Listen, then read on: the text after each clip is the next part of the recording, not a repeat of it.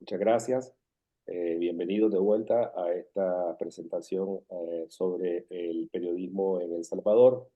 Eh, Tiene a un panel excelente conformado por grandes personalidades y conocedores del tema, como Carlos Hornet, que es el director periodístico de La Voz del Interior de Argentina y preside la Comisión de Libertad de Prensa e Información de la CIP. Ha sido presidente de la Asociación de Entidades Periodísticas de Argentina y escribió el libro, que es un libro de referencia para la administración de salas de redacción, que se llama Gestión Periodística. También tenemos con nosotros a Mariana Belloso, periodista salvadoreña, que dirigió las secciones de Economía y Finanzas de la Prensa Gráfica y El Mundo, dos diarios importantes de El Salvador. Salió al exilio en medio de presiones y amenazas y actualmente trabaja como desarrolladora de negocios y gerente de proyectos especiales para la CIP. Eric de la Fuente, el profesor Eric de la Fuente, es un catedrático de Relaciones Internacionales y Gestión de Crisis en Asuntos Globales en la Florida International University, FIU.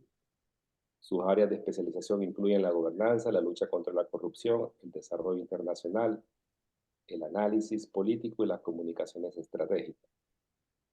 Es doctor de gobernanza y análisis político por la Universidad de Maastricht. Y tenemos también al profesor José Miguel Cruz, que es el director de investigación del Centro de Estudios Latinoamericanos y del Caribe, Kimberly Green, co-sponsor de este programa. Es experto en violencia criminal, pandillas, policía, democratización y opinión pública en Latinoamérica.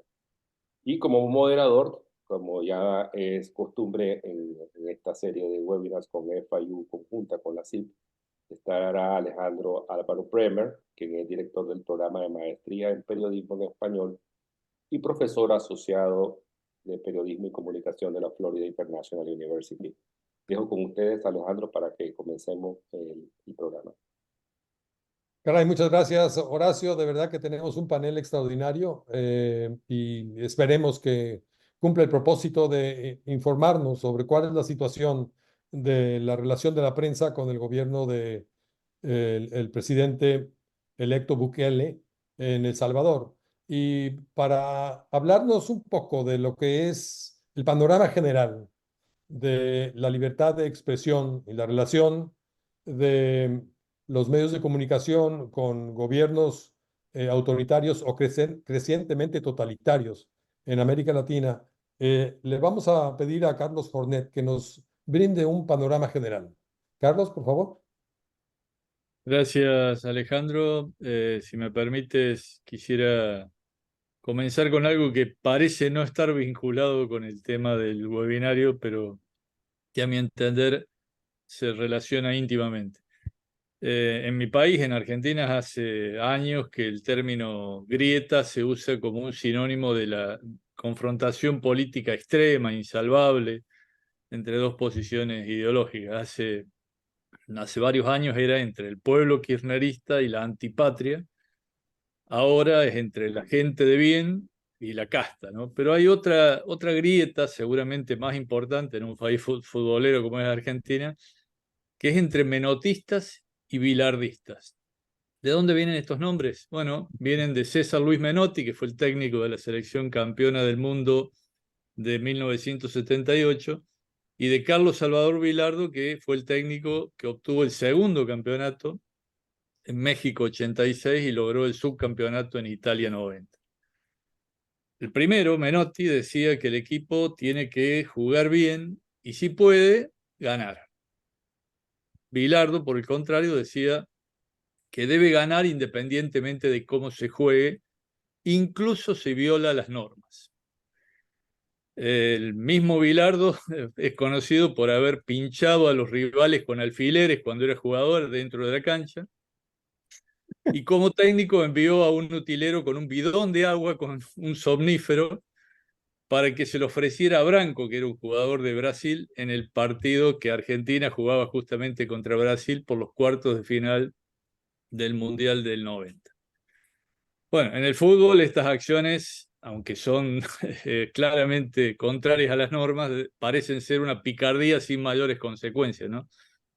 Pero ese resultadismo parece haberse instalado con fuerza en la política americana y también en otras latitudes, ¿no? Ante la falta de respuesta de los políticos tradicionales, lo importante, dicen, es dar respuestas a la gente a como dé lugar. Y después, si se puede, quedarse largo tiempo en el poder. Recordemos, muchos apoyaron los primeros pasos de Hugo Chávez para dar al pueblo venezolano las respuestas que la política tradicional no brindaba, pero el golpe de Estado que intentó antes de llegar al poder por las urnas fue apenas un preámbulo de un proceso de deterioro institucional que hoy, 25 años después, muestra al país y a sus habitantes con unas carencias inéditas, con el periodismo perseguido, con la oposición proscripta. Nadie puede negar los logros económicos de Donald Trump para hacer grande nuevamente América, como dice su eslogan, pero la historia seguramente lo va a juzgar por la rebelión inusitada, increíble para un país como Estados Unidos, contra el Congreso después de desconocer la derrota contra Biden en 2020. En el caso de El Salvador, y ya nos vamos adentrando un poquito en el tema, Nayib Bukele exhibe resultados contundentes, imposibles de no reconocer en la guerra contra las maras, pero en el camino han ido quedando los derechos de cientos de inocentes, de opositores políticos, de periodistas que fueron perseguidos, encarcelados, espiados, forzados al exilio. Y tenemos ejemplos por donde miremos, la Bolivia de Morales, el Ecuador de Correa, la Argentina de los Kirchner, el Brasil de Bolsonaro, es decir, por izquierda y por derecha, pero con notables parecidos en el modo de ejercer el mando y de procurar eternizarse en el gobierno. El fin justifica los medios, como dirían Maquiavelo y también Bilardo, ¿no? Ahora bien, los tiempos han ido cambiando y los estilos de llegar al poder y de intentar perpetuarse en él también fueron mutando, ¿no? Es decir, los populistas de principios de siglo buscaban asfixiar a los medios tradicionales, confrontar con ellos y después cooptarlos y ponerlos a su servicio, ¿no? Ahogarlos, como decíamos recién en una charla privada antes del comienzo del seminario. Esa era la estrategia dominante en los tiempos de Chávez, de Morales, de Kirchner, de Correa, quienes en paralelo buscaban un diálogo directo con sus seguidores, con las masas, en actos multitudinarios y en extensos mensajes televisivos y radiales.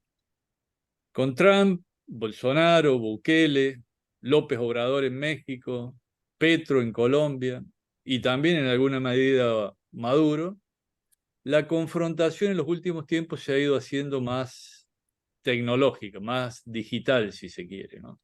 Se usan las redes sociales para establecer un diálogo directo con la militancia, para denigrar al adversario, a quien piensa distinto, e imponer así o intentar imponer así un discurso único. Todos ellos, en mayor o menor medida, repiten patrones de ataque a la prensa, una matriz censora que en casos extremos escalan luego hacia conductas más y más autoritarias, como decías bien recién Alejandro, ¿no?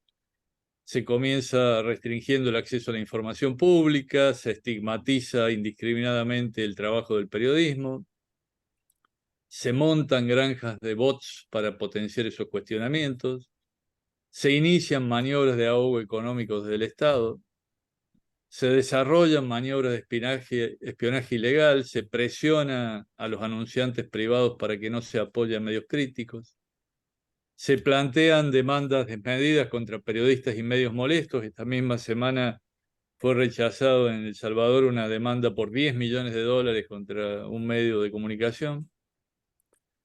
Se utilizan estamentos administrativos y judiciales que ya fueron cooptados para garantizar que esa persecución termine en sanciones y en condenas, como en el caso de José Rubén Zamora en Guatemala. Y quienes no se dejan doblegar empiezan ya a soportar unas formas perfeccionadas de persecución, ¿no? Ciberataques, detenciones recurrentes, secuestros de equipos, agresiones físicas, hasta que se ven obligados a exiliarse y en muchos casos a dejar el periodismo, ¿no? Y en algunos casos también padecen la pérdida de nacionalidad, la confiscación de los bienes, la de sus familiares también, cuando no caen asesinados por esbirros del poder o por sectores del crimen organizado que están enquistados en la política, en la policía o en las fuerzas militares, ¿no? Quiero mencionar, y ya con esto termino, como decía por estos días, un artículo de Jean-Louis Misica y Henri Bardier, que el reinado de las plataformas crea las condiciones para la polarización política y el ascenso a los extremos ideológicos, ¿no? Y hacen mención al cuestionamiento de los resultados electorales, el rechazo a la objetividad de la información, la transformación del adversario en enemigo, la banalización de la violencia política. Para estos autores, Misica y Bardier, perdón, las plataformas han destruido el modelo mediático anterior y crearon una niebla política permanente, ¿no? Un debate desincronizado con polémicas violentas. Ellos hablan de una agenda de las plataformas en la que el odio y la indignación son más poderosos que el razonamiento y que la benevolencia.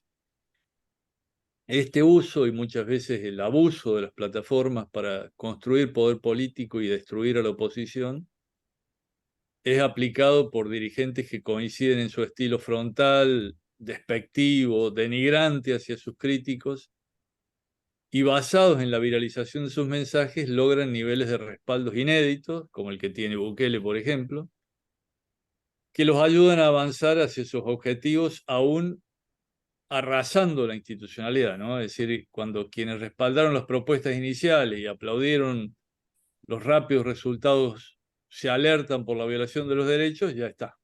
Ya es tarde, ¿no? Ya no pueden frenar. En términos de los bilardistas, resultadismo político puro. Bueno, para terminar, me preguntarán si esta estrategia es la misma que aplica Javier Milei en la Argentina. Todavía es prematuro asegurarlo, pero para que no nos sorprenda luego, es bueno activar algunas alarmas ahora, ¿no? Vemos algunas señales, tiene una amistad manifiesta y hasta una admiración por Trump, por Bukele, por Bolsonaro, con la gente de Vox en España. La furia tuitera de Milei hasta para dar a conocer oficialmente cuestiones de Estado, el discurso incendiario, las estigmatizaciones y acciones judiciales contra periodistas, en especial contra las mujeres periodistas, por el solo hecho de que osan criticarlo, la suspensión de toda ayuda a la subsistencia de los medios. Este es un poco el marco en el que se está viviendo en la Argentina. Esperemos que sean solo alertas que luego se vayan apagando, ¿no? Pero es el contexto que estamos viendo hoy en América y en la Argentina como para dar paso a las otras intervenciones. Muchas gracias, Carlos. Una pregunta para José Miguel con respecto a la situación de seguridad pública en El Salvador. Porque ese es, digamos, que el punto central que pretende justificar una política de agresión y de eh, inclusive violencia contra los medios de comunicación en El Salvador. Pero, ¿qué tan efectiva ha sido esta política de seguridad pública en El Salvador para eliminar lo que para muchos salvadoreños y para mucha gente fuera de El Salvador es el principal problema que tienen los salvadoreños, que es la seguridad pública y el poder incontrolable de las maras? Gracias, Alejandro, y buenas tardes, buenos días en Centroamérica para todos los que se conectan ahora y gracias a la CIP y a LAC FIU por la oportunidad de participar en este panel sobre libertad de prensa, especialmente con respecto a lo que sucede en El Salvador ahora. Alejandro, gracias por tu pregunta, porque ciertamente ese es creo que el tema de la seguridad está al centro, creo yo, de lo que ha sido la estrategia del gobierno actual para justificar, como ya lo decía Carlos, para justificar el cierre de los espacios y el cierre y la reducción de los derechos fundamentales de muchos de los salvadoreños. Para contestar directamente tu pregunta, ciertamente el plan de seguridad del gobierno de Nayib Bukele ha sido efectivo para incrementar la sensación y la percepción de seguridad entre la población, ¿verdad? Y esto lo ha logrado básicamente a partir de un esfuerzo del uso irrestricto del poder del Estado, ¿verdad? De las fuerzas de seguridad, al mismo tiempo de una fuerte campaña comunicacional y de narrativa de demostrar que le está dando resultados. Creo que es importante, sin embargo, esto ejemplifica, creo, muy bien la estrategia del gobierno salvadoreño para enfrentar uno de los problemas y uno de los problemas más críticos que ha enfrentado el país en los últimos años. Y la estrategia básicamente tiene una buena dosis de acciones directas que rayan, como ya se ha mencionado, en la violación de los derechos humanos. Tiene un componente de ese tipo, pero también tiene una fuerte dosis del control de la información, ¿verdad? Y creo que eso es importante en el contexto que nos trae o en el tema que nos trae ahora. Y es que la estrategia de Nayib Bukele tiene como su pilar fundamental, no creo que es un pilar accesorio, sino que un pilar fundamental es el mostrar o el decir que es efectivo en contra de la delincuencia, a pesar de las acciones que se hacen en la calle, cuando en realidad eso es solo parte de la historia. Porque la otra parte de la historia tiene que ver con el hecho de que para poder someter a las pandillas, por ejemplo, que son los grandes actores de la inseguridad y de la violencia en el país, para poder someter a las pandillas, no solo metió a todos los pandilleros, a muchos pandilleros a la cárcel y a muchos ciudadanos honestos también a la cárcel, sino que también al mismo tiempo, ¿verdad? Negoció con los liderazgos de ellos, y eso lo sabemos, y hay documentación de eso, negoció con ellos para poder evitar una especie de reacción por parte de los grupos criminales.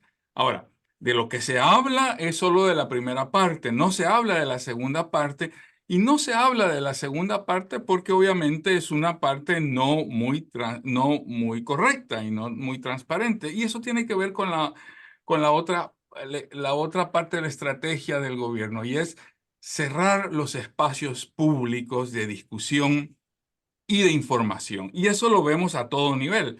Eso lo vemos a todo nivel, lo vemos con el cierre de los espacios para que los medios independientes hagan su trabajo, y lo vemos también en términos de cerrar o de limitar el trabajo de las instituciones del país que tienen como objetivo transparentar la información pública. Creo que eso es parte de una estrategia general que a final de cuentas ha dado resultado en disminuir los niveles de violencia, ciertamente, pero también como objetivo fundamental mejorar su posición frente a la opinión pública. Mariana, tú has sufrido en carne propia digamos que la persecución del régimen de Bukele por lo que has publicado, por lo que han publicado los medios. Háblanos un poco de cuál fue tu experiencia, cómo se manifestó y cuáles son los rasgos fundamentales de esta política en contra de los medios de comunicación. Gracias, Alejandro. Bueno, sí, quizás tendríamos que empezar aclarando que esto ha sido un proceso gradual. Nayib Bukele inicia como alcalde de un municipio pequeño de Nuevo Cuscatlán y da esta idea de un político diferente, una persona joven, una persona que quería hacer las cosas de otra manera. Incluso en la transición de alcalde de Nuevo Cuscatlán a alcalde de la capital de El Salvador, de ciudad capital de San Salvador, mantenía esta relación con algunos medios de comunicación, daba entrevistas a medios como El Faro, participó en el Foro CAP, en el Foro Centroamericano de Periodismo en algún momento también, pero durante la campaña empieza a cambiar esta actitud hacia los medios. Después de su gane a la presidencia, cuando ganó democráticamente en 2019, a los pocos días de haber hecho la toma del mando, él comienza a promover lo que se convertiría en su plan de seguridad, ¿verdad? Esta guerra contra las pandillas. Dentro de esto, yo en ese momento estaba trabajando en la prensa gráfica en El Salvador, uno de los principales medios, y en un domingo él da una conferencia de prensa, tenía menos de un mes en el poder, y dice a las personas a través de la Radio Nacional que ya no le paguen la renta a las pandillas. El dinero que se pagaba, por ejemplo, si querías llevar mercadería a una tienda, si querías entrar a una colonia, de pronto si tenías un pequeño negocio, tenías que pagarle a la pandilla esta extorsión, se lo conocen en El Salvador como la renta. Y él estaba diciendo que para que su plan funcionara, los ciudadanos no tenían que pagar renta a las pandillas. Yo puse eso en un tweet y invité a las personas a que lo sintonizaran en la Radio Nacional. Eso fue en la tarde. A medianoche empiezo a recibir un montón de notificaciones porque él había retomado mi tweet y había dicho que una verdad a medias era peor que sean mentiras. Porque en el transcurso de lo que él dijo en su discurso y las horas que siguieron, recibió muchas críticas por estar invitando a la gente a no pagar la renta. Esto en El Salvador era casi que una sentencia de muerte o perder tu negocio si dejabas de pagar. Entonces, él cambia su discurso y dice que él había dicho que la renta no se tenía que pagar en los municipios de este plan control territorial, que es con el que supuestamente él iba a iniciar su guerra contra las pandillas. A raíz de esta publicación se suman otros personeros del gobierno como Silvio Aquino, gente que no es oficialmente del gobierno, pero que sí son promotores del discurso de Nayib Bukele, como Walter Araujo, y me empiezan a atacar también muchas otras cuentas anónimas. Mi caso no fue único, pero sí fue uno de los que hizo más ruido porque él recién iniciaba en la presidencia. Recibí muchos ataques de índole sexual, con componentes misóginos. Sabemos que los ataques hacia las mujeres en redes sociales tienen ese componente misógino. Empiezo a recibir amenazas contra mí, contra mis hijas, contra mi familia. Y esto se mantuvo durante 3 o 4 meses, en los cuales yo recibí apoyo de algunas organizaciones no gubernamentales y de la Asociación de Periodistas del Salvador. La CIP, de hecho, también se pronunció por mi caso. Y se empezó a dar también con otras periodistas mujeres, periodistas de televisión y periodistas de otros medios que también eran, digamos, señaladas directamente por el presidente Nayib Bukele en su cuenta de Twitter. Estábamos nosotras acostumbradas a recibir, digamos, señalamientos, insultos de cuentas de personas que a lo mejor no estaban de acuerdo con lo que publicábamos o de simpatizantes de partidos políticos, pero esta práctica de que los funcionarios y el propio presidente de la República sean quienes te señalen como periodista y que estén diciendo que haces mal tu trabajo. En mi caso, él dijo que yo quería que su plan fracasara. Entonces, la gente empezó a decir que yo estaba a favor de las pandillas y que me tenían que desaparecer. Eso es un desequilibrio de poderes enorme. No es lo mismo que Alejandro y Mariana tengan una discusión en redes sociales a que sea el presidente de tu país. El desequilibrio de poderes es enorme. Y a eso han sido sometidos muchísimos colegas y muchísimas colegas periodistas de medios que han estado en conferencias de prensa. Él ha usado las conferencias de prensa para atacarles, para señalarles en televisión nacional, poniéndoles en una gran situación de riesgo. En 2021, cuando todavía había una asamblea legislativa más plural, se hizo una investigación para determinar si se estaban usando fondos públicos para llevar a cabo estos ataques y se concluyó que sí, que se estaban usando fondos públicos para pagar estas, digamos, granjas de troles para atacar a periodistas y a personas de la sociedad civil que estaban criticando al gobierno. Por supuesto que luego hubo cambio en la legislatura y ahora la Asamblea Legislativa es totalmente controlada por el Estado. Esta cooptación de los poderes del Estado también se ha vinculado con un agravamiento en los ataques a la prensa. Vimos un debilitamiento del Instituto de Acceso a la Información Pública. Vimos el cierre de portales en Internet que nos servían para hacer periodismo de investigación. Hemos visto un temor enorme entre funcionarios de rango medio dentro del aparato del Estado que ya no quieren dar entrevistas.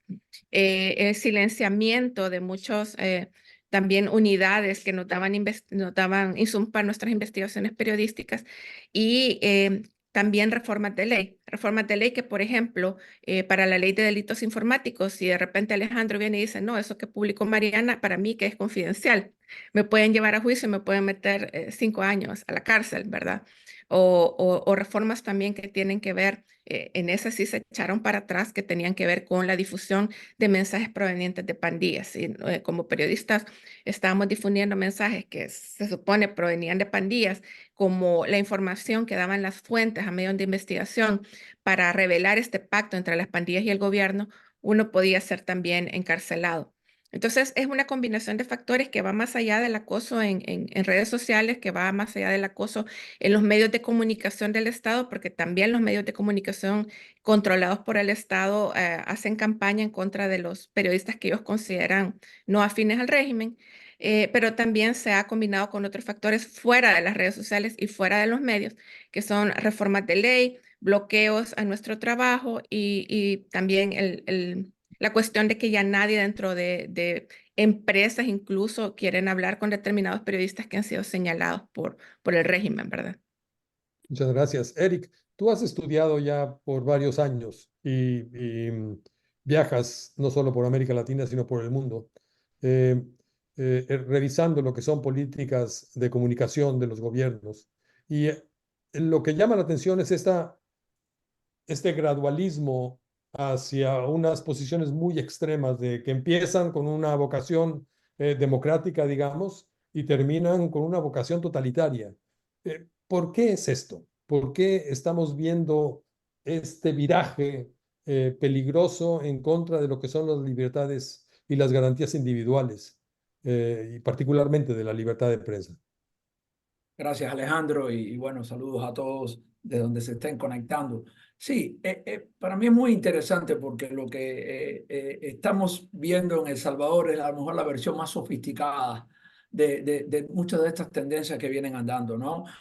Hay que tomar en cuenta, como hablando de gradualismo, yo creo que cuando estamos hablando inclusive de libertad de prensa, antes mirábamos la libertad de prensa cuando arrestaban a un periodista, cuando cerraban un medio, etcétera, y que todavía siendo, obviamente sigue siendo un tema. Pero yo lo que he visto es una transición que los gobiernos que son elegidos democráticamente y poco a poco van siendo menos, vamos a decir, menos liberales en el sentido de menos libres en el tema de la libertad de prensa, van desde el punto de vista del control de la narrativa por un lado y de una campaña de comunicación bien pensada desde el principio. Por ejemplo, hablamos aquí de granjas de troles.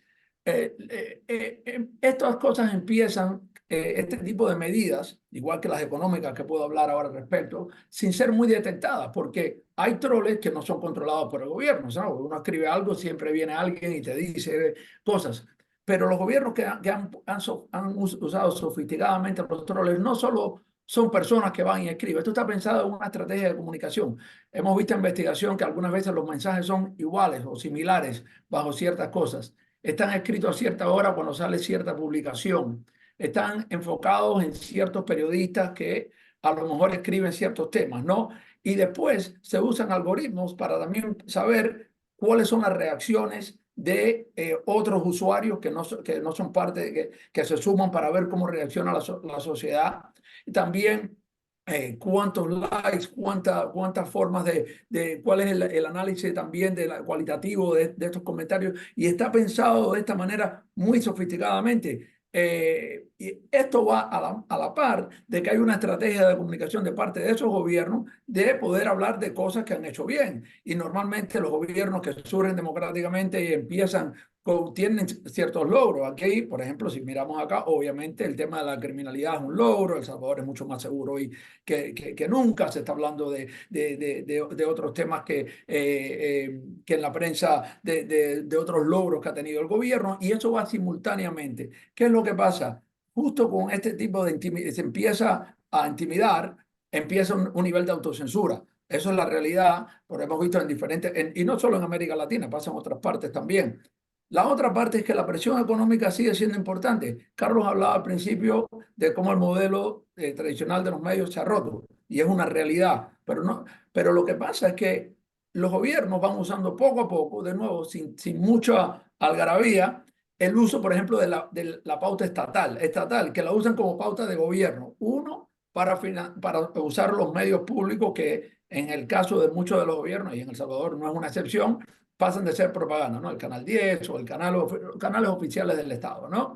Lo otro es cooptar, como decía Carlos también, estos medios tradicionales que por mucho tiempo lo está viendo la población como medios privados, y eventualmente al perder su modelo de negocio son cooptados y ahora empiezan a publicar con otra tonalidad, y en algunos no son tan obvios, van poco a poco cambiando esa tonalidad y va influenciando la opinión pública y la presión a las empresas que también tienen publicidad, de decir, bueno, necesito que retires esta publicidad, aunque estés de acuerdo o no estés de acuerdo, porque a lo mejor te manda un inspector a tu compañía para ver si tienes toda tu fábrica está bien hecha. Entonces vas y retiras tu publicidad. Todo esto empieza a cambiar una narrativa que a la misma vez, no solo a ir cerrando el espacio que estamos hablando por la narrativa que hay, porque los medios tienen, hay que pagar a la periodista para hacer un buen trabajo de investigación, ¿no? Tiene un costo, ¿no? Y ese costo, al tener estas pérdidas, se va reduciendo a la vez que el gobierno va haciendo su propia campaña. Si a esto le sumas que el equipo de comunicación, que por muchos años muchos gobiernos tenían, bueno, el equipo de comunicación vaya y publique tal cosa, mire qué está pasando, está en la mesa de decisión, ¿no? Hoy en día, que es lo que uno dice, eso se convierte en algo muy efectivo. Yo creo que lo que vemos en el gobierno de El Salvador es un equipo de comunicación brillante, ¿no? Alrededor de un presidente que es un muy buen orador y comunicador, que sabe cómo vestirse, cuándo ponerse una gorra, cuándo ponerse un traje Armani, y que además, cuando se habla, ¿no? Habla de temas que le importa a la ciudadanía día a día, ¿no? Y es importante. Y lo otro que hacen es comparan relativamente a lo que había antes. La democracia en El Salvador, antes de Bukele, tampoco era una democracia modelo. Entonces puede ser siempre a comparación, ¿no? Con cualquier tema que escojan. Y si uno está como ciudadano y te estaban extorsionando y ahora no te extorsionan, o había crimen en tu barrio y ahora no lo hay. Bueno, esto me impacta a mí día a día como ciudadano. Pues yo por cuál apoyo a esta persona, porque antes tampoco es que tenía una referencia mucho más increíble. Y sí, es importante. Y yo creo que este tema de la narrativa, con la presión económica que poco a poco va ahogando y asfixiando, a la misma vez de usar los recursos estatales para que la comunicación está en el centro del gobierno. No es una cosa aislada, sino está en el centro del gobierno para llevar esta narrativa con diferentes tipos de portavoces, ¿no? Y que saben cómo hacerlo, se analiza muy bien cómo se está haciendo y por qué está acá. Y yo creo que entra en un tipo de ida y vuelta con la prensa, que después le empieza a nombrar de activistas, etcétera, porque no hay. Y yo creo que esto aquí es el tema más, lo hemos visto antes. Y para estar claro, no solo en América Latina, Víctor Orbán era la persona que más hablaba de la transición de la Unión Soviética en países de la Unión Soviética, en este caso Hungría, de libertad, de democracia, y hoy en día poco a poco ha podido cerrar, que ya no es necesario meter a nadie en la cárcel para cerrar casi un medio, ¿no? Ya no es necesario, tiene que ser, no es necesario poder cortar la libertad de prensa a la forma antigua, porque poco a poco vas construyendo y cerrando ese cerco que va haciendo aquí, a medida que tiene logros que puede ostentar, logros de verdad, y que entonces y ya tienes la población con un sentido de apoyo, porque obviamente en temas que le importa están logrando cosas. Muchas gracias. Carlos, regresando un poco a la observación muy atinada que hiciste con respecto a las plataformas sociales y al artículo de Misica, me decías, ¿no?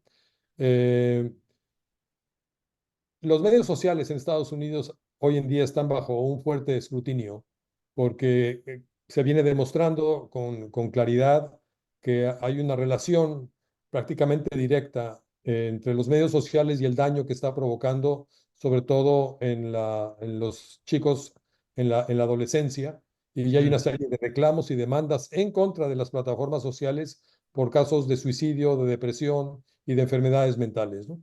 En el caso de Europa, eh, el control y la regulación de los medios sociales es mucho, mucho más rigurosa. Estados Unidos, digamos que está en desventaja, y no se diga el caso de América Latina. Digo, la relación de los medios con el gobierno nunca ha sido una relación fácil. Siempre ha habido un conflicto entre medios de comunicación y gobierno, históricamente. Al gobierno nunca le ha gustado que le critiquen. Decía el presidente López Portillo en México hace más de 50 años, decía, no te pago, le decía a la revista Proceso, no te pago para que me critiques. Y eso se me quedó grabado desde entonces como una frase que ilustraba precisamente la ríspida relación entre los medios de comunicación y el gobierno. Sin embargo, ahora tenemos este nuevo actor, relativamente nuevo actor, digo, los medios sociales no tienen más de 20 años con nosotros, como plataformas, surgieron en 2004, 2006, y crecieron de una manera exponencial para tener ahora miles de millones de seguidores, ¿no? Entonces, su poder es enorme y claramente han sido cooptados por el marketing económico de negocios y por el marketing político, que han tomado estos medios. ¿Tú cómo ves el futuro y la influencia de los medios sociales y qué se puede hacer al respecto? Y yo creo que no hemos terminado de dimensionar el impacto que las redes sociales han tenido y siguen teniendo sobre la democracia, ¿no? Es decir, recién Eric lo comentaba también, lo que mencionas del impacto que puede tener en las nuevas generaciones, en el modo en que acceden a las pantallas desde muy pequeños y que se van informando, entre comillas, dicho esto, por lo que le sugieren en algunos casos sus pares, sus colegas, sus jóvenes amigos, pero también muchas veces adultos que empiezan a influir en sus mentes, ¿no? Por otro lado, el tema de la desinformación, que tiene un impacto enorme en las redes sociales, que sabemos de casos donde ha sido hasta probado la influencia que han tenido en elecciones, en el caso del Brexit en su momento en el Reino Unido. Y, y por último, el modo en que están afectando las fuentes de financiamiento de la prensa tradicional que le están llevando en algunos casos a la desaparición, los desiertos informativos en las zonas más alejadas de las grandes capitales, donde los medios vivían de la pequeña publicidad de cercanías y que eso ha ido mutando y ha ido pasando a grandes plataformas globales que en muchos casos luego ni siquiera dejan un rédito a nivel del país donde recogen esa finanza, ¿no? Entonces, es un tema delicado porque la regulación, que es el modelo europeo, en América creemos que tiene un altísimo riesgo cuando los gobiernos comienzan a regular las fuentes de información, el modo en que la gente puede expresarse. Bueno, con gobiernos autoritarios como los que estamos viendo, es una enorme ventana que se les abre para intentar cooptar y tratar de regular absolutamente todo el debate ciudadano, ¿no? Nosotros creemos más en la alfabetización digital, en la forma de autorregulación, pero evidentemente también hace falta que los gobiernos en aquellos países que son más democráticos, más institucionalizados, comiencen a dar señales de poner freno al avance inusitado de las grandes plataformas, a tratar de que los medios de comunicación puedan tener fuentes de financiamiento alternativos para poder subsistir y que no se vayan apagando todas las posibilidades de información cercana para la ciudadanía, ¿no? Y la posibilidad de debate. Para ti, Mariana, ¿cuál es el atributo principal que merecen los medios sociales en la comunicación que sostienes con la sociedad salvadoreña? Si existe esa comunicación y si logra darse y si consideras que es algo positivo y que pueda abrir nuevos espacios de comunicación. La situación para el periodismo en El Salvador es complicada en estos momentos. Una de las primeras cosas que hizo Nayib Bukele y que significó un cambio en la realidad de los medios fue que agarró a la mitad de los periodistas que estaban en los medios privados tradicionales y se los llevó a los medios públicos. La Radio Nacional aumentó de tamaño, el canal de televisión nacional también aumentó de tamaño, se creó un periódico de propaganda que básicamente se llevó a la mitad de una redacción de uno de los medios principales del país, tomó la imprenta, alquiló la imprenta de un periódico que recién acaba de anunciar que ya no se va a imprimir más para poder sacar este periódico de propaganda y se crearon toda una serie también de medios digitales afines al régimen. Entonces tenemos por un lado redacciones debilitadas porque no podían equiparar el pago que el gobierno les estaba ofreciendo a sus periodistas, a sus diseñadores, incluso se llevaron a la gente de las máquinas, recepcionistas, secretarias, para montar estos nuevos medios que dan estos mensajes a favor del gobierno. Luego, los medios que se quedaron fuera de esta oleada de absorción de parte de los medios estatales que ahora son usados para difundir propaganda y desinformación, empezaron a ver debilitados sus ingresos por la pauta estatal. Se redujo la pauta estatal, se empezó, esto ya lo mencionaron acá, se empezó a coaccionar a empresas para que no se anunciaran en ciertos medios. Y para algunas iniciativas de periodismo, sobre todo de periodismo de investigación, que dependen mucho de donaciones internacionales, de fondeo internacional, se estaba planteando una reforma de ley en la que estos donativos tenían que ser tasados con un 40%. Entonces, esto llevó que algunos medios en El Salvador que funcionan con donaciones de organizaciones internacionales tuvieran incluso que sacar su personería jurídica de El Salvador y ahora están domiciliados en Costa Rica. Entonces tenemos estos medios debilitados en cuanto a ingresos, tenemos estos medios debilitados en cuanto a personal, a talento humano que se fue a trabajar con el gobierno y tenemos también todo este cierre de puertas en cuanto a fuentes de información. Aún así, se sigue haciendo periodismo y se sigue haciendo un muy buen periodismo.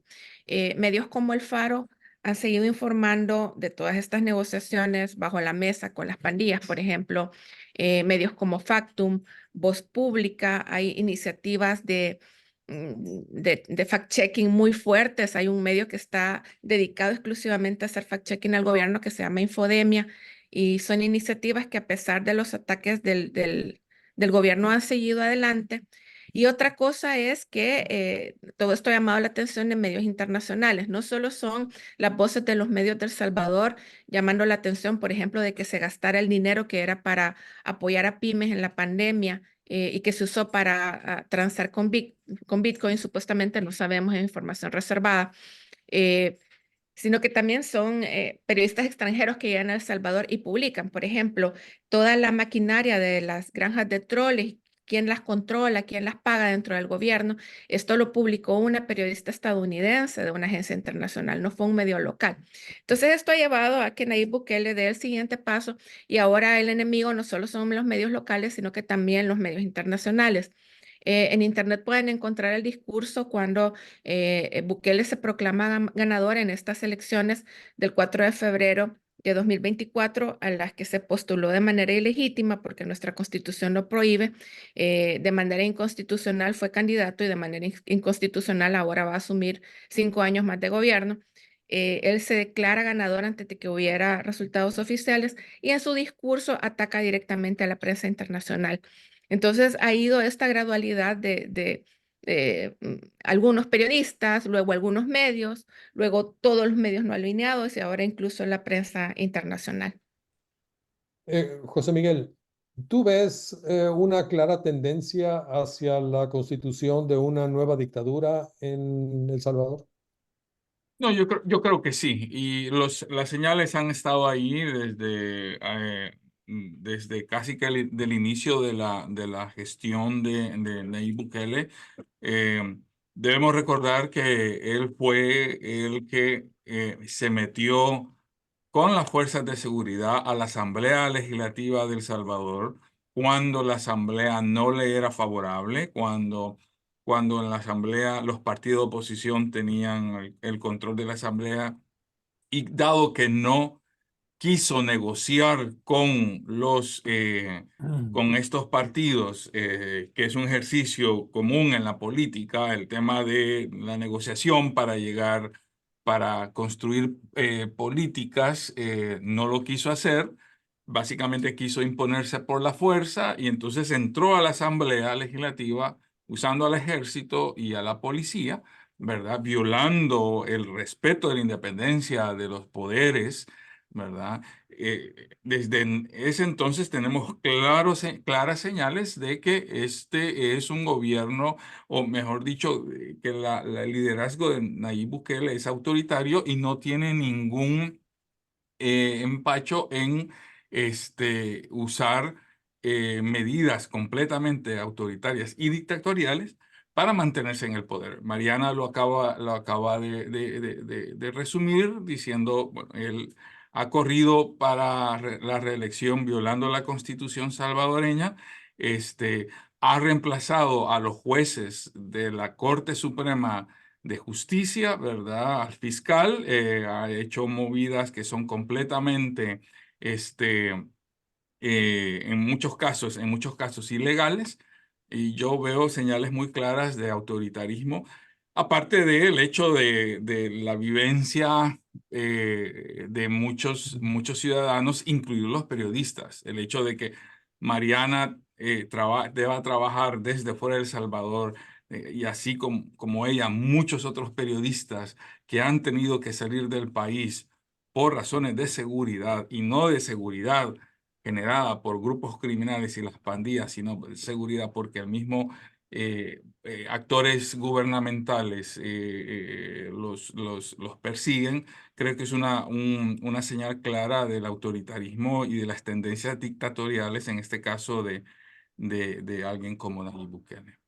¿Coincides con esa opinión, Eric? Sí, mira, yo lo que quería poner esto en contexto también es que no solo Bukele, sino en general, también hay un ataque general a la industria de la prensa y la credibilidad, ¿no? Entonces, eso es muy importante, porque si bien mucho del trabajo, como dice Mariana, el periodismo sigue siendo bueno, la investigación siendo bueno, se ha construido a medida del control de la narrativa que hablaba antes, que no importa, porque ya la gente no le cree. No hay poca creencia en la prensa. Eso estoy hablando a nivel general. Ya el ataque es de la idea de los fake news, ¿no? De qué cosa es. Y como hay desinformación y misinformación, esto es una batalla de control de quién capta audiencia, ¿no? Y creo que eso es importante, porque inclusive cuando se destapan buenas noticias, pues bueno, pasan algunas cosas. Falta la credibilidad que se ha ido erosionando con los tiempos, con los ataques directamente. Pero la otra cosa es también cómo se presenta. Yo creo que esto, al final, también esto aquí acaba siendo una cosa económica. Los medios necesitan mejor ayuda de cómo, por ejemplo, cómo presentar una noticia, ¿no? Ya hoy en día, desafortunadamente, la mayoría de las noticias que son vistas, que tienen grandes audiencias o millones o miles de visitas, son videos, son audios, algo que tenga que captar a que alguien pueda leer más. Los gobiernos que son sofisticados haciendo eso saben eso, ¿no? La otra es que puedas captar audiencia, que estos medios te vean no solo cada vez que hay una noticia que es para criticar al gobierno, pero sino también para temas que les interesen a ellos en su día a día, ¿no? En su día a día, porque ¿por qué yo leo algo? ¿Por qué yo trato de, si soy un ciudadano que estoy trabajando todos los días, 7, 8, 9 horas y tengo un tiempo para entrar a redes sociales, quiero ver algo que tenga que ver con mi familia, que tenga que ver conmigo, que me resuelva el tema, que los gobiernos saben hacer eso, ¿no? El tema económico, la pandilla, etcétera. Si ya construyes una audiencia en redes sociales también, cuando haces un periodismo de investigación, esa audiencia ya te tiene a ti como alguien creíble. Y aunque te estén atacando, porque le estás dando información que en su día a día también es importante. Creo que eso es clave. Y muchas veces, obviamente hay que hacer lo que se está haciendo cuando hay medidas por parte de la presidencia, etcétera. Pero hay que entender que hay la relación entre el votante y este tipo de presidente, y de nuevo, Bukele es muy carismático, sabe usar los medios, está bien asesorado, es una relación emocional, no importa lo que uno diga, la relación está, ahí, está con él.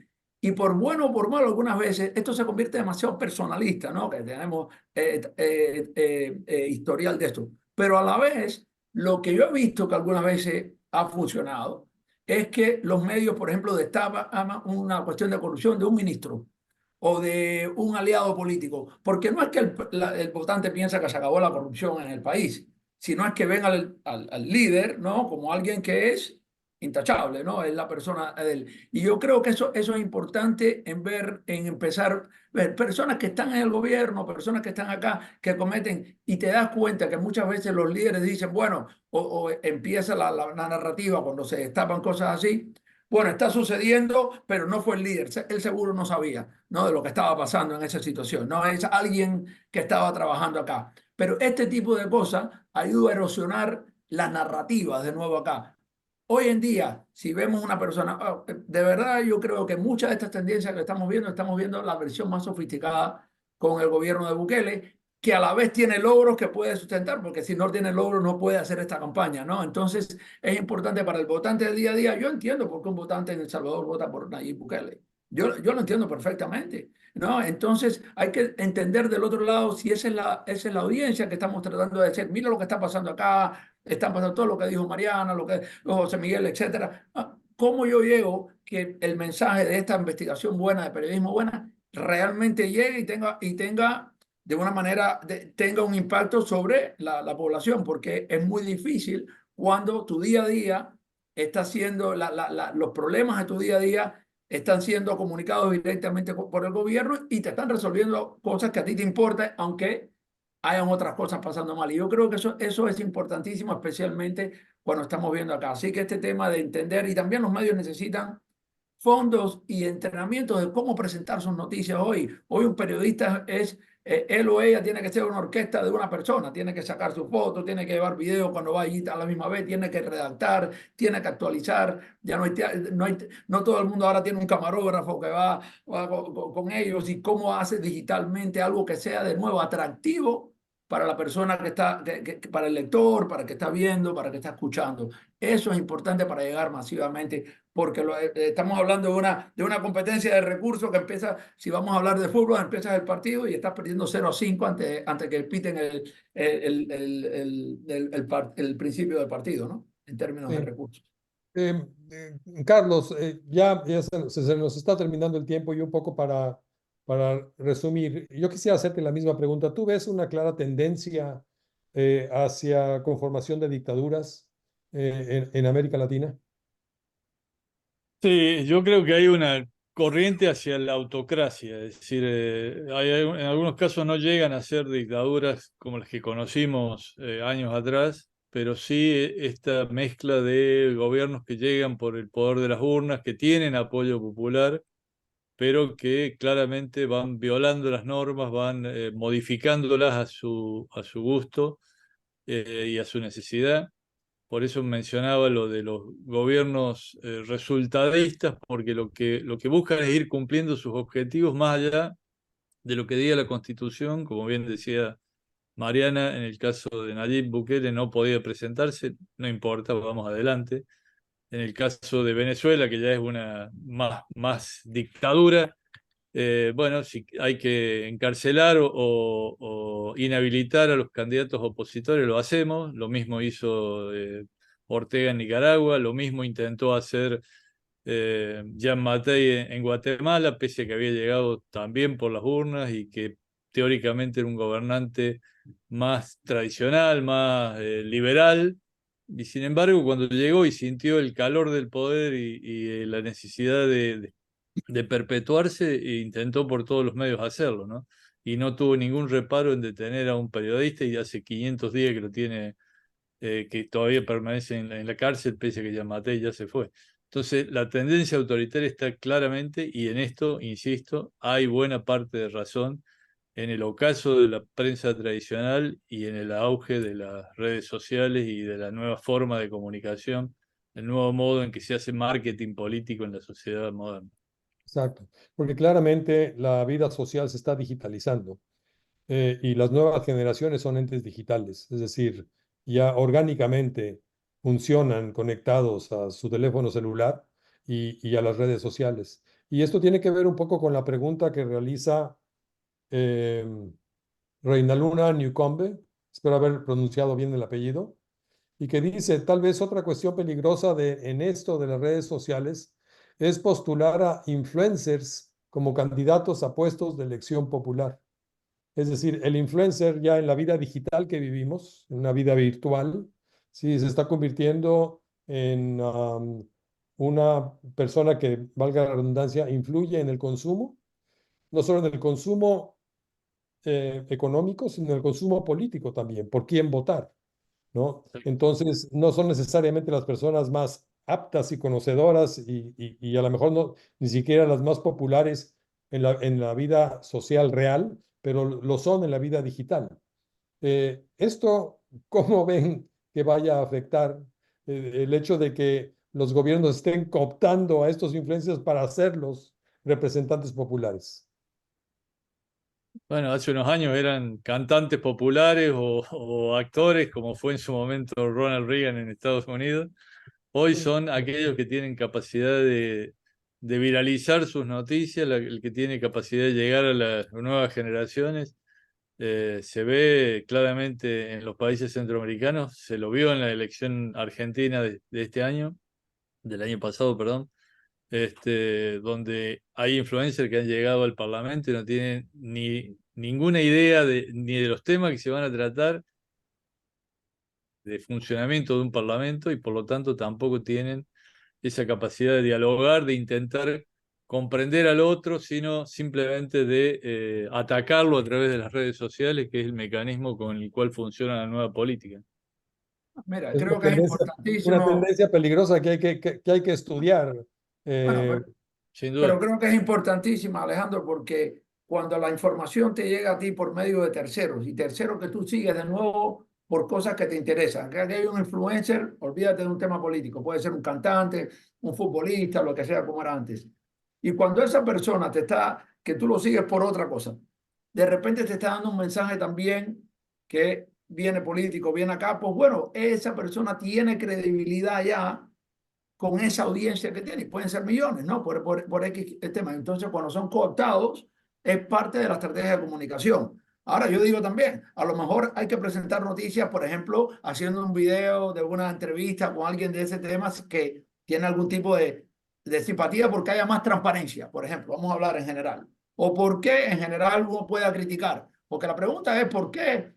Por ejemplo, ¿por qué el gobierno ahí, Bukele, no puede tener estos mismos logros y dejar que es tan popular que qué importa que critiquen, ¿no? Entonces, ¿por qué no puede ser? Entonces, si estamos hablando de 80 y tantos %. Entonces, pero si eso lo hace con una entrevista con un influencer que a lo mejor piensa de esta manera, estás llegando a población que nunca llegaría con un artículo tradicional sobre el tema, ¿no? Que estás hablando con personas que están viendo acá. Y de nuevo, buscar temas que sean todo el mundo. Maquiavelo era un grande y siempre pensaba, ¿no? ¿Cuál es el interés del ser humano? ¿No? ¿Cuál es tu interés propio? Empieza por las cosas que más te interesan a ti personalmente. ¿Cómo se llega a esa audiencia? ¿No? Y preguntar cosas básicas que pueden llevar a unas discusiones más profundas en estos temas que a todo el mundo le interesa. Y también dejar que muchas veces siento que en grandes conferencias y todo estamos como hablándole al ciudadano común como que, bueno, es que no entiendes el tema, ¿cómo votan por esta persona? No, sí entienden sus necesidades y entienden estos temas si se pone de una manera, si se transmite de una manera donde en el lenguaje que se puede entender. Y yo creo que, por ejemplo, en el caso de Bukele, sabe hablar muy bien. Yo lo he visto hacer entrevistas en inglés muy sofisticadas y también lo he visto dar discursos y también lo he visto hablar en redes sociales. El lenguaje puede decir lo mismo de diferentes maneras a diferentes audiencias y eso es clave. Y también el periodismo debe pensar así, quién es tu audiencia cuando estás presentando una cuestión de noticia importante, ¿no? Sí, cuando te lo dejan así.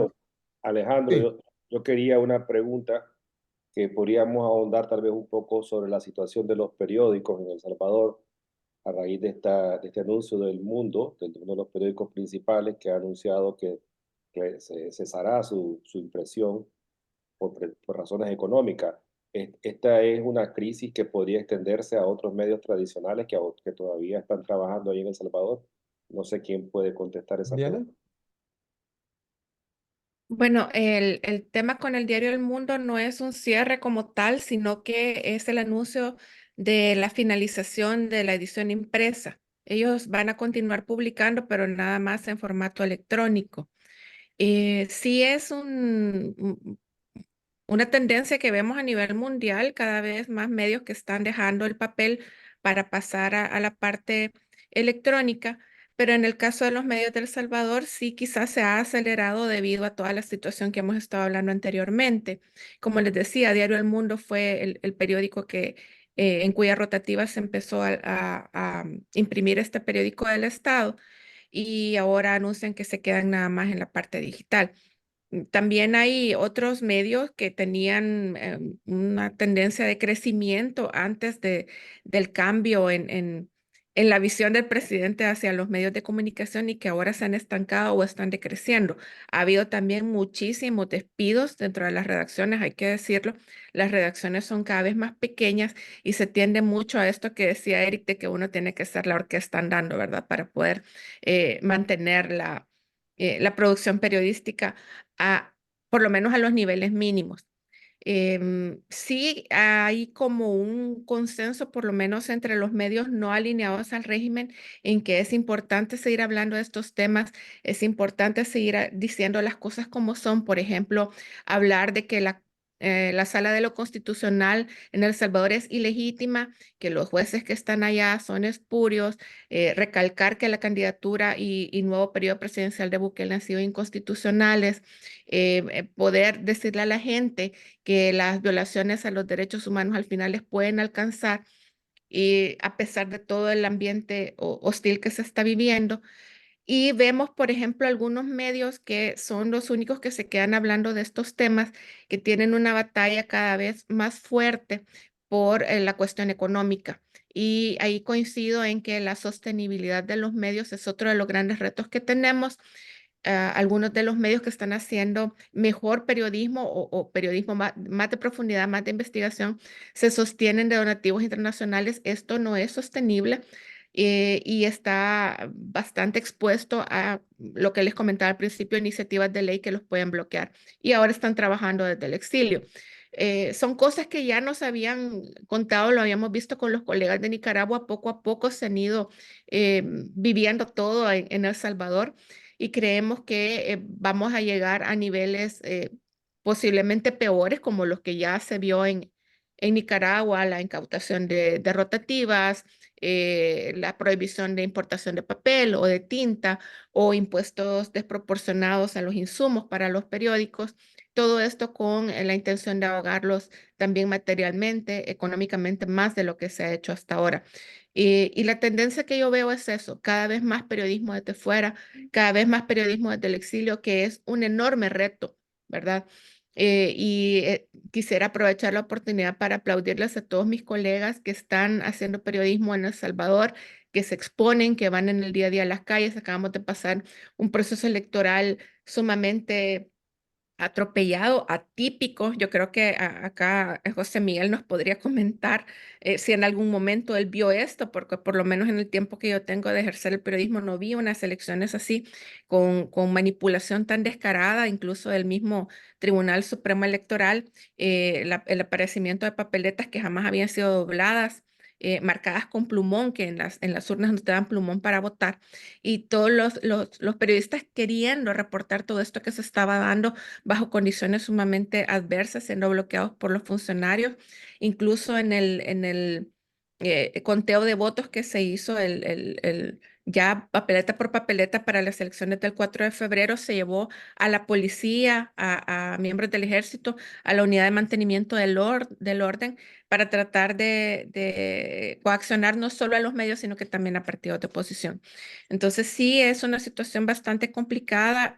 Yo creo que tenemos suficientes espejos en los que podemos vernos y quizás sí hay que puntualizar en qué cosas se necesita respaldar a los medios en Centroamérica, en general, en Latinoamérica, en general, en el mundo. Una de las principales cosas es precisamente el tema de la sostenibilidad. Muy bien. Quiero pasar a las preguntas. Hay unas cuantas preguntas ahí. Esta para José Miguel, concretamente de Evelyn Pérez Verdía, que dice que es la presidente de We Are Más. Ella dice, ¿qué piensan de que Nayib Bukele fue al CIPAC? ¿Creen que las campañas estadounidenses entienden la importancia de acercarse a la comunidad de diáspora hispana que viven en Estados Unidos y en América Latina? Gracias por la pregunta. Dos puntos para responder esa pregunta. Creo que ahí el hecho de que Nayib Bukele haya venido al CIPAC responde a su cálculo político de la posibilidad de que gane Trump y del hecho de que últimamente se siente más alineado ideológicamente con Trump y un poco buscar aliados dentro de la comunidad política estadounidense en su proyecto autoritario en El Salvador. Creo que responde a eso.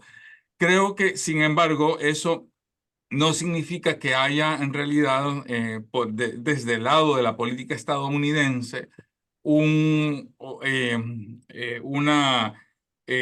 una realización o darse cuenta de la importancia del voto hispano. Creo que en el lado de los conservadores, eh, esto todavía, el tema del voto hispano genera mucha ambigüedad, no está muy claro, me parece. Y del lado de los demócratas, creo que hay mucha holgazanería en términos de asumir que el voto hispano es un voto naturalmente hacia los demócratas, de tal manera que yo pienso que del lado de la política estadounidense todavía no hay una clara forma de cómo relacionarse con el voto hispano. Dicho esto, sin embargo, quiero añadir que en el caso de Nayib Bukele es muy, como lo ha descrito muy bien Eric, es muy astuto comunicacionalmente y si tiene una cualidad es la de poder leer a su audiencia bien. Y él siempre acomoda sus mensajes en función de la audiencia a la que se encuentra.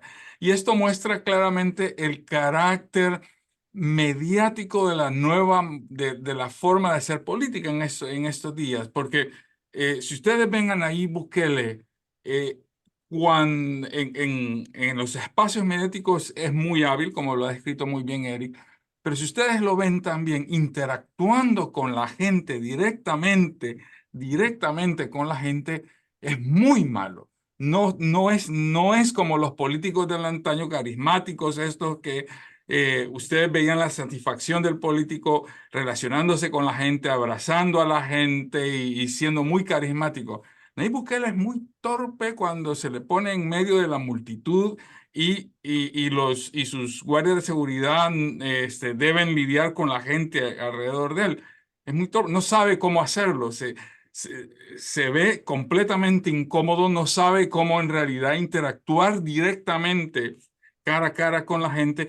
Y esta es una diferencia muy grande con respecto a los carismáticos del pasado, a los populistas del pasado, que mucho de eso se basaba en la interacción diaria en la calle con la gente. Nayib Bukele no interactúa en la calle, interactúa a través de las redes sociales, a través de los medios y a través de la propaganda. Gracias, gracias, José Miguel. Hay otra pregunta de Susana Scandali. Ella dice que en este contexto, ¿cuál es el futuro de los medios estatales? En la Argentina, Milei acaba de cerrar la Agencia Nacional de Noticias TELAM, de 78 años de vida, y también en México, Notimex está al parecer cerca de desaparecer. ¿Carlos? Perdón. Si quieren tomo yo el tema, digo, por proximidad geográfica. Sí. Bueno, yo creo que el cierre de Telam, por un lado, es fruto de una mirada del presidente Milei que ya mencionaba recién, contraria a los medios tradicionales. Algunos de sus seguidores llegó a decir que la gente se informa mejor a través de las redes sociales, pero también el cierre de Telam creo que es fruto de años de desmanejos del gobierno anterior, del gobierno kirchnerista, que hizo una estructura sobredimensionada, que se fue alejando de las necesidades reales de los medios de comunicación y que generaba hoy un déficit de unos 20 millones de dólares al año, sin dar un buen servicio. Entonces, la solución tal vez hubiera sido reestructurar la agencia y convertirla realmente en una agencia de noticias del Estado y no de los gobiernos, como ha sido tradicionalmente. Pero bueno, la decisión hasta ahora, y no es decisión final porque por ahora se ha suspendido el personal por una semana, hay versiones de que podría no cerrarse, sino irse a una reestructuración, pero funcionarios de gobierno insisten en que se va a cerrar definitivamente. Habrá que ver cuál es el destino final de la agencia Telam. Yo sí quiero agregar ahí, y disculpo por ser negativo, yo veo el futuro muy mal. Primero que nada, han perdido toda la credibilidad en gran parte. Una, porque han perdido su audiencia. Dos, porque han servido generalmente los medios, como dijo Carlos, para ser básicamente portavoces del gobierno en vez de un medio de Estado. Es más, cuando hacemos encuestas, cuando se trabaja, mucha de la población no entiende la diferencia entre el medio estatal y de gobierno, porque como han sido portavoces, ya no entienden acá. Y eso te lleva, o por un lado, que básicamente se convierten a ser irrelevantes, y por el otro, cuando viene un gobierno como Milei y dice, bueno, no lo vamos a financiar más, la gente dice, ah, qué bien, ¿para qué estamos gastando plata en eso? Que podemos gastarla en otras cosas. Uno, porque no lo veo. Dos, porque son propagandistas. Y tercero, la idea de que voy a arréglame la carretera que no está ahí. Claro, los medios del Estado son importantes cuando son parciales, pero inclusive en Estados Unidos, donde PBS es un medio estatal que tiene independencia, hay tremendas peleas por el presupuesto casi siempre, porque también entra la tercera parte, es cómo se ha ido desacreditando por parte de estas narrativas populistas de izquierda y derecha, ¿no? Vamos a tener bien claro, porque esto es una cosa importante que no mencionamos. Esto no es ni ideología, y Bukele es perfecto para esto, porque era el candidato del FMLN en un momento y ahora es un candidato que todo el mundo ve de derecha, ¿no? Es increíble, ¿no? Esto es realmente hablando de ir a su audiencia. Esto es una cuestión ideológica. Entonces, entre de que la falta de credibilidad, de que han actuado como propagandistas, porque que necesitan dinero para otras cosas y no lo ven importante en esto, y también porque la gente se está informando de otra forma. Veo que los medios estatales en América Latina, en general, puede haber sus excepciones. Yo creo que son importantes, pero importantes sí son de una manera obviamente neutrales y todo, que no hay un historial de tener aquí no estamos hablando de tener a Deutsche Welle o a PBS o algo así. Creo que se puede tener, pero creo que estamos hoy mucho más allá de eso y es difícil darle vuelta a este partido de nuevo para hacer la analogía futbolista. Pero hay una diferencia importante en los medios públicos aquí en Estados Unidos, que es el hecho de que Claro, reciben una enorme donación de parte del público y de las diferentes absolutamente, empresas y corporaciones. absolutamente, porque ven Entonces, el valor. esto es una distinción fundamental. Ya llegamos a la hora y cuarto. Yo quisiera que en un minuto cada uno de ustedes me diga cuál es el futuro que ven para el periodismo independiente en El Salvador. Empezamos en el orden que comenzamos, Carlos. Bueno, había ahí alguna pregunta también sobre cuál es el futuro de los medios en general, ¿no? Es decir, yo creo que los medios en gobiernos que mínimamente respetan la libertad de prensa tienen un enorme desafío, que es hacer periodismo profesional, salir de esta trampa de los algoritmos, pero en gobiernos que han ido derivando hacia el autoritarismo, que tienen esa deriva totalitaria, se hace cada vez más complejo, y ahí creo que es una combinación de persistir con pasión en el ejercicio de la profesión mientras se pueda, y también de una gran solidaridad internacional para denunciar los hechos, para acercar eh, eh, todo tipo de ayudas que se puedan brindar, pero también para presionar a los gobiernos y evitar que se lleve al cierre total de los medios, ¿no? Gracias, Mariana. Yo creo que el periodismo tiene más que nunca una razón de ser en El Salvador. Veo mucho talento, mucha valentía en mis colegas. Sí hay que trabajar en la parte de sostenibilidad, sí hay que trabajar en la mejora de los mensajes para poderle llegar más a la gente. Yo no creo que estemos arando en el mar ni sembrando en terreno árido. De hecho, los resultados de las elecciones que recién pasaron muestran que hay mucha gente desencantada con el gobierno. En los sondeos de opinión pública también estamos viendo mucho descontento con la parte de la economía que no se ha sabido manejar. Y creo que el mensaje se tiene que seguir dando. Tenemos que seguir hablando y denunciando sobre todo las enormes violaciones a los derechos humanos que se están realizando bajo este régimen de excepción, que nuestra Constitución decía que se podía mantener por 30 días, máximo 60. Ya llevamos más de un año, ya vamos para 2 años de régimen de excepción, con miles de personas encarceladas de manera injusta, siendo inocentes, cientos de personas que han muerto dentro de los centros penales bajo la custodia del Estado, todo dentro de un secretismo y una política pública de ocultar la información, de declarar toda información reservada para que la gente no se entere. Entonces, más que nunca tenemos nosotros una razón de ser. Desde la CIP estamos tratando de hacer lo propio.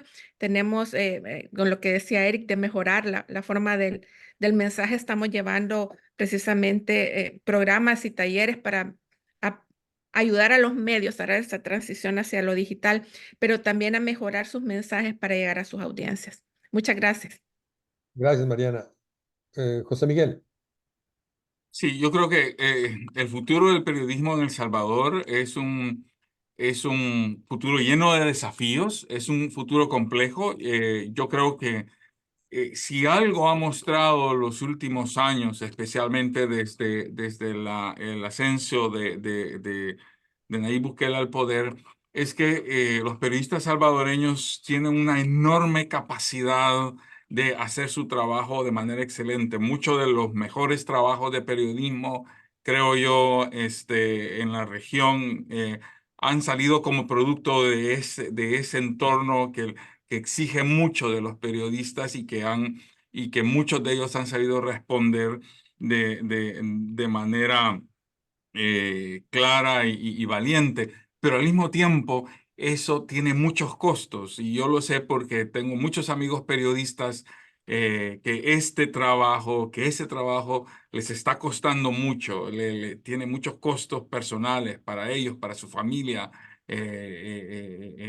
Y eso es algo que no hay que soslayar, no hay que poner aparte. Ese trabajo que están haciendo, ese nivel de excelencia que exhiben, también trae muchos costos para los mismos periodistas y para el periodismo en general. Eric. Bueno, yo cierro primero que nada, obviamente siempre saludando a los periodistas independientes en El Salvador y toda América Latina, pero creo que tomando el tema de José Miguel, mira, los periodistas hacen muy buen trabajo y saben cómo hacer su trabajo. Yo creo que, pero el futuro depende de cómo la ayuda puede ser en otras partes que pueda sustentar el periodismo. Y no solo es que se le dé ayuda internacional, como decía Mariana, que no es sustentable. Por ejemplo, ayuda en cómo usar la inteligencia artificial para crear nuevos productos sociales, ayuda de diseño gráfico, ayuda de hacer videos para tener más audiencia, ayuda de cómo tener sus mensajes en su propia. Hoy en día la gente no sigue tanto un medio como a la persona, ¿no? Porque tiene su perfil en la red, etcétera, y lo siguen, sea un columnista de acá o sea un medio independiente del tema. Ayuda de cómo tener otras fuentes de ingresos, o sea, colaborando con universidades, haciendo investigación, trabajando en encuestas, trabajando porque tiene el pulpo, ahí el sentido de lo que está pasando en la sociedad. Todo esto para decirte que el futuro del periodismo en El Salvador y en otras partes del mundo depende en gran parte, obviamente de seguir haciendo el trabajo serio que están haciendo, pero de las otras cosas que no son, entre comillas, periodísticas, pero que son fundamentales para que puedan ejercer realmente el trabajo de periodismo que dedica el tiempo para investigar un tema. Y para eso tiene que ver estas otras cosas que se le pueden ayudar y se puede ser parte de un modelo de negocio que tiene que cambiar, que tiene que erradicar completamente porque el mundo ha cambiado y está cambiando rápidamente. Y es ahí donde la ayuda internacional puede haber y puede estar, porque eso que decía José Miguel, es muy fácil uno hablar de acá, pero los que están acosados online, o sus hijos, o lo ven en las redes sociales, es cada periodista. Entonces, ¿cómo ayudamos? Por ejemplo, cuando le ponen una demanda, ¿hay abogados que los defienden gratuitamente? ¿No? ¿Qué tiene que ver? Este tipo de cosas así. Entonces, yo creo que, de nuevo, temas que son muy relacionados al periodismo, pero no lo vemos como, o no están en programas como, se deben incorporar para que realmente se pueda continuar haciendo el trabajo de periodismo, de reportar, de llamar a la transparencia y poder informar al público que podamos que pide este tipo de noticias. Pues muchísimas gracias, agradecerle a nuestro distinguido panel por su sabiduría, por su conocimiento del tema, también a la Sociedad Interamericana de Prensa, por supuesto, al Centro de Estudios Latinoamericanos y del Caribe, Kimberly Green, y al capítulo sexto del Departamento de Estado de Estados Unidos, que hizo posible también esta transmisión, y a ustedes que nos acompañaron con sus preguntas muy puntuales. Hubiéramos querido tener un poco más de tiempo para responderlas todas, pero creo que hicimos más o menos una buena labor. Así que muchas gracias y hasta la próxima. Saludos a todos. Hasta luego. Muchas gracias. Hasta luego, muchas gracias.